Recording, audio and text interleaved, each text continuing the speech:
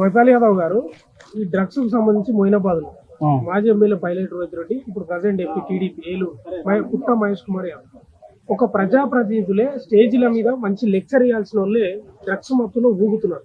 అసలు ఏం సందేశం ఇవ్వాలనుకుంటున్నారు వాళ్ళు? అదే మరి అంటే ఇది రాజకీయ పార్టీలు ఇప్పుడు వీళ్ళు దొరికిరు కాబట్టి దొంగలబ్బా అంటే వాళ్ళిద్దరే తీసుకున్నారా, వాళ్ళిద్దరే ప్రొడక్షన్ చేసిరా. ఉత్పత్తి అనేది ఒక రోహిత్ రెడ్డో పైలట్ రోహిత్ రెడ్డో లేదంటే పుట్ట మహేష్ యాదవ్ చేయలే. ఇది పెద్ద మొత్తంలో మనకు నార్త్ ఇండియా నుంచి ట్రైన్లలో వస్తుందా, మరి ప్రైవేట్ వ్యక్తులలో వస్తుందా, లేకపోతే వీళ్ళే కొందరు ఫామ్ హౌస్లలో కూడా పంటలు పండిస్తురా అనేది పెద్ద డౌట్ వస్తుంది. మనం చిన్నగా ఉన్నప్పుడు డ్రగ్స్ అనే పదానికి మనకు అసలు స్పెల్లింగ్ తెలియదు, డ్రగ్స్ అంటే కూడా మనం ఇప్పుడు వినలే. కాకపోతే మన చిన్నప్పుడు నాటు సారా అని ఉంటుండే, బంజారా తండాలలోకి వెళ్ళి మన పెద్ద మనుషులు పొద్దంతా పనిచేసి వచ్చి ఒక ఇప్పుడు క్వార్టర్ అంటున్నాం, అప్పుడు ఒక అంటుండే ఇంత ప్యాకెట్లో తెచ్చుకొని తాగేది. అది తప్ప మనకు అసలు డ్రగ్స్ కల్చర్ తెలియదు. అసలు తెలంగాణ వచ్చినాక కూడా అప్పుడు స్టార్టింగ్లో సినిమా వాళ్ళు వీళ్ళు పెద్ద పెద్ద బడాబాబులు బాగా డబ్బెక్కుండి జీవితంలో అన్ని కోరికలు తీర్చుకుంటారు. అబ్బా వీళ్ళు ఎట్లుంటుంది అంటే డ్రగ్స్ తీసుకునేటోళ్ళు మేజర్గా అన్ని కోరికలు తీరిపోయి డబ్బు ఎక్కువైపోయి ఇంకా ఏదన్నా ప్లెజర్ కావాలి, ఎక్సైట్మెంట్ కావాలి, ఇంకా కిక్కు కావాలి, ఈ బీర్తో సరిపోతలేదు, క్వార్టర్తో సరిపోతలేదు అని చెప్పేసి డ్రగ్స్కు మెల్లగా ఫ్రెండ్స్ చేతనో లేకపోతే దోస్తుల చేతన మేజర్గా అలవాటు అవుతారు. అలవాటైపోయి మెల్లమెల్లగా దీన్ని ఏం చేశారంటే రాజకీయ నాయకులు ఈ తెలంగాణ మొత్తం మత్తులోనే ఉండాలి, యువత అంతా చెడిపోవాలని చెప్పేసి గత ప్రభుత్వ పెద్దల గద్దల విచ్చలవిడిగా అసలు మా ఊరు దర్పల్లి మండలం మైలారం గ్రామం మా ఊరు దాకా వచ్చింది గంజా డ్రగ్స్ అంటే. చిన్న చిన్న పిల్లలు ట్రిపుల్ రైడింగ్ నలుగురికి ఇట్లా పోయి ఇట్లా పైకి లేపుతున్నారు. అంటే అట్లా కొన్ని లక్షల మందికి డ్రగ్స్ అలవాటు చేసారు. ఇప్పుడు గత ప్రభుత్వం చేసింది, ఈ ప్రభుత్వం కూడా కంటిన్యూ చేస్తుంది తప్ప ఎటువంటి చర్యలు లేవు. ఒక పైలట్ రోహిత్ రెడ్డి మాత్రమే తీసుకున్నాడు అంటే పైలట్ రోహిత్ రెడ్డి ప్రభుత్వానికి వ్యతిరేకంగా ఉన్నాడు కాబట్టి ఈయనను తీసుకుపోయి లోపటేసిర్రు. ఈయన గతంలో కాంగ్రెసే ఉండే, మళ్ళీ బీఆర్ఎస్ వచ్చింది. ఈయన ఎట్లాంటి ఉంటాయంటే పైలట్ రోహిత్ రెడ్డి అప్పుడు అయ్యప్ప మాల ఏదో వేసుకున్నాడు, డ్రగ్స్ తీసుకుంటాడో ఏమో తెలియదు. అయ్యప్ప మాల వేసుకొని మనం దేవుడి దగ్గరికి వెళ్ళి మాట్లాడాలనుకుంటే నార్మల్గా నడుచుకుంటూ పోతాం కదా, వెనకాల ఇట్లా బాడీ గార్డులు, దాన్ని రీల్స్ అంటే విచిత్రంగా చేస్తారన్నట్టు డ్రగ్ అడిక్టర్స్. అంటే ఈరోజు తీసుకుంది రేపు కూడా పని చేస్తుందా, ఎట్లా చేస్తుందా తెలియదు. వీళ్ళకి సంబంధించిన ఫ్రెండే దుబాయ్లో గత సంవత్సరం ఆయన సూసైడ్ చేసుకున్నారని చెప్పి మరి ఆయన చంపిర్రా ఏం చేసిర్రా అనేది మనకు తెలియదు. మొత్తానికి పైలట్ రోహిత్ రెడ్డి అంటే పైలట్ అంటే మనం విమానం నడిపేటోడు గాల్లో నడిపితే పైలట్ అంటాం కదా, అని ఇంటి పేరు పైలటా మరి నా పైలట్ నడిపించిండో తెలియదు కానీ డ్రగ్స్కు మాత్రం పైలట్ అయినట్టు అనిపిస్తుంది. అంటే విమానంలో ప్యాసింజర్లను ప్రయాణికులను ఒక దేశం నుంచి ఇంకో దేశానికో ఒక ప్రాంతం నుంచి ఇంకో ప్రాంతానికి తీసుకెళ్తే ఈ పైలట్ డ్రగ్స్ను ఒక ప్రాంతం నుంచి ఇంకొక ప్రాంతానికి ఒక ఫామ్ హౌస్ నుంచి ఇంకొక ఫామ్ హౌస్కి తీసుకురావడానికి అంటే డ్రగ్స్ పైలటా? విమానం పైలట్ వేరు, డ్రగ్ పైలట్ వేరు. ఇట్లాంటి నీచులకు కఠిన శిక్షలు కాదండి. సమాజం మొత్తం చూస్తుండగానే అంబేద్కర్ విగ్రహం 125 అడుగుల విగ్రహం దగ్గర తలకాయ కిందికేసి కాలు పైకి లేపి ఉరేయాలి. ఇట్లా చేస్తేనన్నా ఎవడన్నా డ్రగ్ అమ్మేటోడి కన్నా భయం ఉంటుంది. వాడు మళ్ళీ వస్తాడు, ఇక 15 రోజులలో మళ్ళీ వస్తాడు, వాడు మళ్ళీ తాండూరులో పోటీ చేస్తాడు. ఇప్పుడు కేసీఆర్ ఇన్ని రోజులకు గతంలో ఇదే డ్రగ్గిస్టును ఉపయోగించుకొని ఎమ్మెల్యేలను కొనుగోలు చేస్తుంది బీజేపీ పార్టీ అని చెప్పి ఇప్పుడున్న అచ్చంపేట మాజీ ఎమ్మెల్యే గువల బాలరాజును కావచ్చు, ఆ కాంతారావును కావచ్చు, ఈయన ఇంకా వీళ్ళంతా ఒక టీం అంతా ఒక కలిసి ఎమ్మెల్యేలను కొనుగోలు ఈ డ్రగ్ తీసుకునే వాళ్ళకి ఇట్లాంటి ఆలోచనలు వస్తాయేమో. అంటే మొయినాబాద్ ఫామ్ హౌస్ సంచలనమే, పైలట్ రోహిత్ రెడ్డి సంచలనమే. ఇప్పుడు రాజకీయ నాయకులు ఎమ్మెల్యేలు ఎంపీలు ఇట్లా చేస్తే ఓన్లీ సస్పెండ్ చేయడం కాదండి, వాళ్ళకు ఉరేయాలి. వాడు బతికి వేస్ట్. రేపు వీడి వల్ల ఏమైందంటే వీడు ఒక్కడే తాగి ఆడ రూమ్లో వస్తే ఏం కాదు. వీళ్ళు ఎందుకు మీరు చూడవచ్చు డ్రగ్స్ వ్యాపారం చేస్తున్నారా? డ్రగ్స్ తీసుకున్నోడు కంటే డ్రగ్స్ వ్యాపారం చేసేవాడు ఇంకా డేంజర్. డ్రగ్స్ తీసుకున్నోడు వాడు చేస్తాడు, వాడు ముందట వాళ్ళు 2-3 చంపుతాడు. కానీ డ్రగ్స్ వ్యాపారం చేసేవాడు ఏంటంటే కొన్ని వేలాది మందికి అమ్మి వేలాది కుటుంబాలను, లక్షల కుటుంబాలను వాటికి అపోజిట్ వస్తున్నని మనం ఈ మధ్యకాలంలో డ్రగ్స్ రాత్రిపూట నడవాలంటేనే భయం అవుతుంది. ఇక్కడ ఒకటి ఇప్పుడు ప్రభుత్వాల దగ్గర సెంట్రల్ గవర్నమెంట్ కావచ్చు స్టేట్ గవర్నమెంట్ కావచ్చు ఫుల్ పవర్స్ వీళ్ళ దగ్గర ఉంటాయి. టికెట్ తాగొద్దంటారు, ఆ కంపెనీలకు వీళ్ళు ఏం అంటే దాన్ని యాక్షన్ తీస్తారు. మందు తాగొద్దంటారు, వాటిని డ్రగ్ అండ్ పెట్టి ప్రజల్ని ఇబ్బంది పెడతారు. ఇప్పుడు ఈ డ్రగ్ అనేది కూడా ఇట్లనే తయారవుతుంది. అంటే ప్రభుత్వాల దగ్గర ఇన్ని పవర్స్ ఉన్నా కూడా దీన్ని ఎందుకు కట్టడి చేయలేకపోతున్నారు అంటే ఏం చెప్తారు? కట్టడి చేయాలంటే ఇప్పుడు సింపుల్ అండి, మంచి క్వశ్చన్ అడిగారు. ప్రభుత్వంలో ఉన్న గద్దలే పెద్దోళ్ళే ఇన్వాల్వ్మెంట్తోనే ఇది సాగుతున్నట్టు అనిపిస్తుంది. పోలీసు వాళ్ళు కూడా ఎవడో తాగినోడిని పట్టుకుంటారు, ఒకటి కొడతారు. ఇక్కడ కొండల్లో ఉన్న మావోయిస్టులను కూడా పట్టుకునేంత పవర్స్ ఉన్నాయి. కర్రెగుట్టలు ఉన్న పోలీసులను కాల్చి కాల్చి వెంటాడి వేటాడి ఇడ్మను ఆయన వైఫ్ను కూడా కాల్చి చంపిన ఈ ప్రభుత్వాలు ఆఫ్టర్ ఆల్ ఈ గంజాయి అమ్మేటోళ్ళను పట్టుకోవాలంటే పెద్ద మ్యాటర్ కాదు. అసలు నేను అడుగుతున్న అఖిలపక్షం ప్రతిపక్షంలో ఉన్న కేసీఆర్ కూడా బయటకు వచ్చి నువ్వు నిజంగా మంచోడు అయితే నీకేం ఎటువంటి ఇన్వాల్వ్మెంట్ మీ పార్టీకి లేకపోతే రండి ఒక అఖిలపక్షం పెట్టి గంజాయి రహిత గంజాయి లేని ఒక తెలంగాణ బంగారు తెలంగాణ అంటాడు కానీ ఒక్కడన్నా గంజాయి లేని తెలంగాణ చేద్దామని ఆ 10 ఏళ్ళు ఉన్న అతను అనలేదు. ఈయన 10 ఏళ్ళు నేనే ముఖ్యమంత్రి అనేటోడు కూడా కట్టడి చేస్తలే.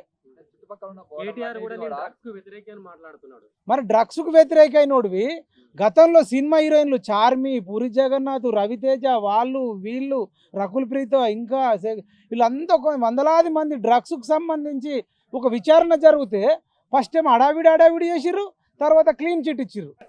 అంటే మా ఫామ్ హౌస్లలో మేము చేసుకుంటే మీకేం బాధ అనే ప్రశ్న కూడా వస్తుంది. అవును, మరి మాకు వ్యాపారాలు దెబ్బతిన్నాయి, మాకు టెన్షన్ ఉంది కాబట్టి మా ఫామ్ హౌస్ లో మేము రోడ్ల మీదకి వచ్చినాం అనే ప్రశ్న కూడా వస్తుంది కదా. అదే వాళ్ళు క్లారిటీగా ఉన్నారు, మేము ఎంజాయ్ చేస్తాం, మిమ్మల్ని వాడుకుంటాం అంటారు. యువత కూడా ఈ సినిమా క్రికెట్కో పబ్జి గేమ్లకు అలవాటు అయితే ఇట్లాంటి దుర్మార్గులు అంటే మేధావులు యువత మౌనంగా ఉంటే ఈ గంజాయి బ్యాచ్ డ్రగ్స్ బ్యాచ్ అందరికీ కేసీఆర్కు కేటీఆర్కు హరీష్ రావుకు రేవంత్ రెడ్డికి ఈ పెద్దలందరికీ కూడా ఎంతో కొంత డ్రగ్స్ మాఫియాతోని సంబంధాలు ఉన్నాయని మాకు అనుమానాలు వస్తున్నాయి. లేకపోతే ఈ దుర్మార్గులారా మిమ్మల్ని ఎవడరా చీరలు ఇస్తా అంటారు, గొర్రెలు ఇస్తా అంటారు, పౌడర్ ఇస్తా అంటారు, కనీసంగా డ్రగ్స్ లేకుండా చేసే తెలివి లేదు, సోయి లేదు. మీకు లక్షల మంది పోలీసులను ఇచ్చినాం, మరి ఐఏఎస్ ఆఫీసర్లను ఇచ్చినాం, వాళ్ళకి జీతాలు ఇస్తున్నాం. కనీసంగా డ్రగ్స్ అమ్మేటోడు ఎక్కడికి వెళ్ళి వస్తుందో పట్టుకోలేనప్పుడు పీకదందుక మీకు అధికారాలు రాజీనామా చేయాలని అడుగుతున్నా నేను. డ్రగ్స్ నిర్మూలించడానికి అన్ని యాడ్స్ ఇస్తున్నారు, ప్రతి ఒక్కదాన్ని కూడా పకడ్బందీ చేస్తున్నారు. బోర్డర్ ఎట్లా దాడుతున్నట్టు అంటే ప్రభుత్వం విఫలమైంది అనుకోవచ్చా? 100% విఫలం కాదండి, వీళ్ళ కమిషన్లు ఉన్నాయని నాకు అనిపిస్తుంది.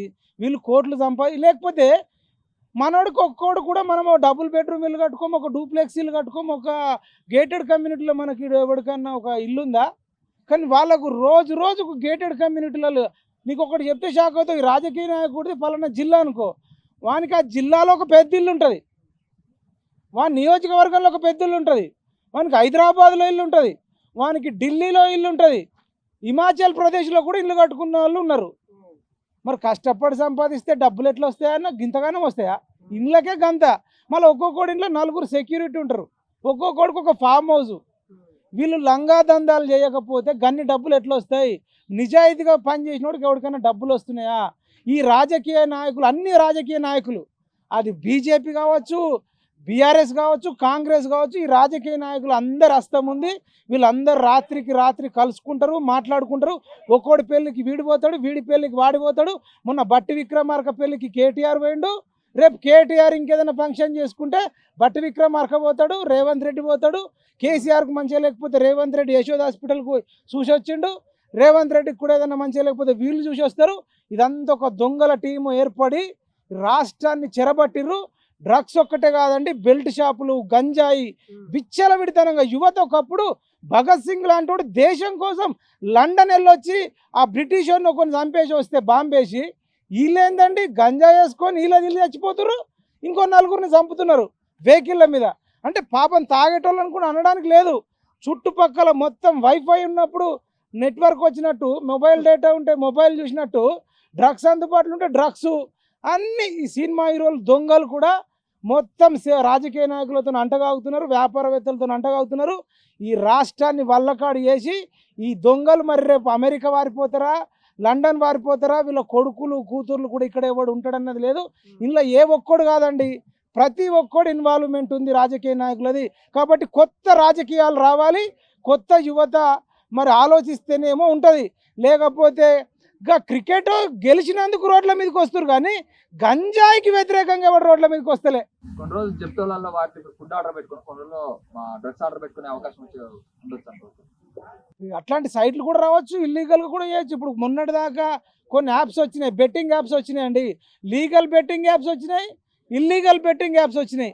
అంటే కొంతకాలం ఈ బెట్టింగ్ యాప్స్ వల్ల కూడా కొన్ని వందలాది మంది చచ్చిపోయారు. ఇట్లా ఈ రకంగా ఈ ప్రభుత్వాలే యువతను పెడదారి పట్టిస్తున్నాయి. వీళ్ళే బ్యాంకు వాళ్ళే క్రెడిట్ కార్డు తీసుకోండి, క్రెడిట్ కార్డు తీసుకోండి అని వాని వెంటపడి తర్వాత 1,00,000కు 2 లక్షల వడ్డీ అయిందని అట్లా కొందరిని చంపుతున్నారు. బెట్టింగ్ యాప్స్ ద్వారా చంపుతున్నారు, గంజాయి ద్వారా చంపుతున్నారు, బెల్ట్ షాపులు పెట్టి ఇట్లా చంపుతున్నారు. ఈ ప్రభుత్వాలు ఈ రాజకీయ నాయకులు ఉన్నది యువతను చంపి వాళ్ళు కోట్లు సంపాదించుకోవడం. రోహిత్ రెడ్డి వాళ్ళ తమ్ముడు రితేష్ రెడ్డి అని ఉంటాడు, గతంలో కూడా రాహుల్ సిప్లీ గంజా అని ఉంటాడు సింగర్, ఆయనతో కూడా గొడవ పడ్డారు. ఆయన చెప్పిండు సార్ రాహుల్ సిప్లీ డ్రగ్స్ తీసుకున్నారు వీళ్ళంతా పెద్ద అని అప్పుడు చెప్పిండు. ఈ రోజు బయట పడ్డట్టు కనిపిస్తా ఉంది. ఏం స్పందిస్తారు ఆ అంశం గురించి? అదే ఈ డ్రగ్స్ తీసుకున్నాడు ఏంటంటే వాడికి ఎవడైనా చిన్న లెక్కన కనబడుతుంది, ముఖ్యమంత్రి కనబడ్డా కొడతారు. డ్రగ్స్ అంటే అట్లా మత్తు ఉంటుంది, మత్తుకు అసలు ఎవడు కనబడ్డ అసలు దుర్మార్గుల వల్ల చైత్రాన్ని చిన్న అమ్మాయిని మలక్పేటలో ఒక డ్రగ్ తీసుకొని అసలు చంపడం అంటే మామూలుగా చంపితే ఒకసారి చచ్చిపోతాం, అది వేరు. చిత్ర విచిత్రంగా వాళ్ళకు నరకయాతన చూపెట్టి ఇలా అనేక మంది చిన్న చిన్న అమ్మాయిలకు సేఫ్టీ లేకుండా పోయింది, రక్షణ లేకుండా పోయింది. అరే చీరలు కాదురా మీరు ఇచ్చేది, గంజాయి లేకుండా చూడండి ఆడబిడ్డలకు రక్షణ ఎక్కడిది. ఈ గంజాయి ముఖాలు తాగి విచ్చలవిడిగా చిన్న పిల్లల మీద అఘాయిత్యాలు చేస్తారు. కాబట్టి ఇకనైనా ఈ రేవంత్ రెడ్డి బుద్ధి తెచ్చుకొని ముఖ్యమంత్రి ఉంచుకున్నావు, హోంశాఖ మంత్రి ఉంచుకున్నావు, పోలీసులు నీ చేతులు ఉన్నది, 18 శాఖలు నీ చేతిలో పెట్టుకున్నావు, మున్సిపల్ శాఖ మొత్తం అర్బన్ డెవలప్మెంట్ అని పెట్టినావు. అర్బన్ డెవలప్మెంట్ అంటే మోయినాబాద్లో గంజాయి విచ్చలవిడిగా అమ్ముతున్నా నువ్వు పట్టుకుంటలేవు.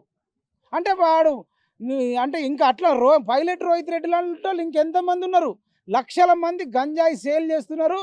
మా ఆర్మూరు సైడ్ వచ్చినా లేకపోతే నిజామాబాద్ వచ్చినా, కామారెడ్డిలో, బాల్కొండలో, సింగరేణిలో, మంతెనిలో, అసలు మంచిర్యాలలో ఎక్కడెక్కడైతే ఇన్కమ్ సోర్స్ ఎక్కడ ఉంటుందో అక్కడ కానీ, స్లమ్లలో కానీ, సీతాఫల్మన్లో, రామ్నగర్లో నాకే కొందరు చెప్తున్నారు నా కొడుకు తాగి చచ్చిపోయింది అన్న, 20 ఏళ్ళ కొడుకు నాకు 40 ఏళ్ళు అని చెప్పి తండ్రులు బతుకుంటారు, కొడుకులు చచ్చిపోతున్నారు.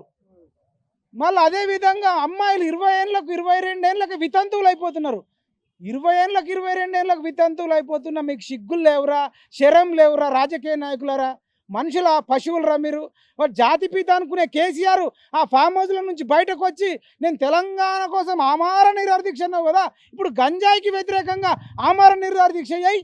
ఆ పైలట్ రోహిత్ రెడ్డి గారికి ఉరి శిక్ష ఇచ్చేటట్టు చేయి. రావు తింటావు బరాబర్ బిర్రుగా వంటావు.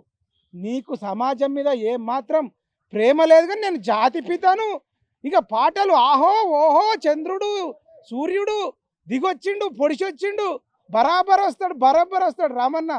బరాబర్ ఏడుకొస్తున్నావు రామన్న? గంజాయి పట్టుకుని చెంప మీద కొన్ని చెప్పుతాను కొట్టవా పైలట్ రోహిత్ రెడ్డిని? జస్ట్ సోకాజ్ నోటీలు ఇస్తావు, మళ్ళీ రాగానే నెల అయితే అందరు మర్చిపోతారు, మళ్ళీ కలుపుకోకపోతావు, మళ్ళీ తాండ్రు నుంచి వాడికే టికెట్ ఇస్తావు. అసలు ఎంతమంది ఉన్నారా రాజకీయ నాయకులు, డ్రగ్స్ వ్యాపారం చేసేటోళ్ళు? వీళ్ళందరూ ఈ యువత మారదా? మీరు క్రికెట్ పిచ్చిలో, సినిమా పిచ్చిలో ఉంటే ఇక మిమ్మల్ని మొత్తం మీ కిడ్నీలు కూడా అమ్ముకుంటారు. అమ్మాయిల కిడ్నాప్ కేసులు కూడా అవుతున్నాయి. ఈ డ్రగ్స్ మాఫియానే అమ్మాయిలను చాలామంది చిన్నపిల్లల్ని కూడా కిడ్నాపులు చేస్తుర్రు. ఈ రాష్ట్రమే నాశనం అయిపోయే ఛాన్స్ ఉంది. ఇకనైనా యువత మేల్కొంటే ఈ రాష్ట్రం ఉంటుంది, లేకపోతే సర్వనాశనం అవుతుందని తెలియజేస్తుంది.